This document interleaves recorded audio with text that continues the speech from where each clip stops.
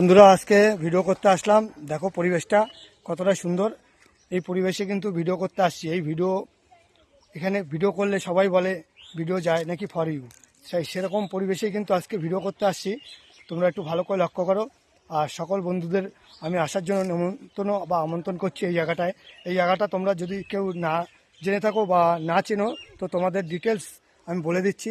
এটা হচ্ছে কিন্তু কুমারষাটপুরের মধ্যে পড়ে। এটা রানাঘাট কুমারষাটপুরের মধ্যে। তো এখানে ভিডিও করতে এসে কার সাথে পরিচয় হলো সেটাই কিন্তু আজকে তোমাদের সামনে শেয়ার করব।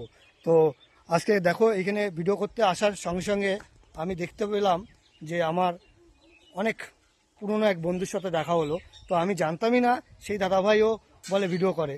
তো আজকে সেই দাদাভাইয়ের সাথে তোমাদের পরিচয় করাতে নিয়ে আসলাম। দাদাভাই বলো, কেমন আছো তুমি?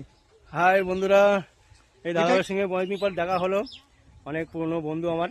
এটা কিন্তু আমার স্কুল ফ্রেন্ড, সব থেকে বড় জিনিস এটা। তো তুমি কেমন আছো দাদাভাই?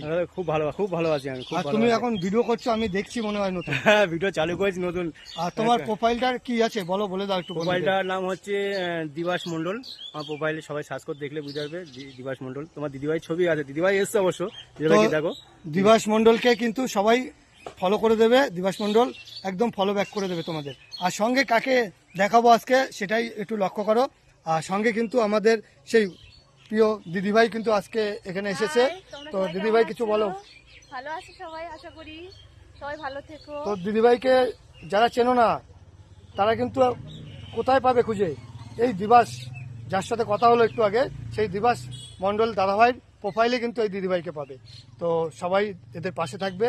আমি তো তোমাদের পাশে আছি, আমাকে তো তোমরা চেনোই। ছোট ভাই বাপি নন্দী। সবাই ভালো থাকবে, সুস্থ থাকবে। শুভ দুপুর। Bye bye. বাই।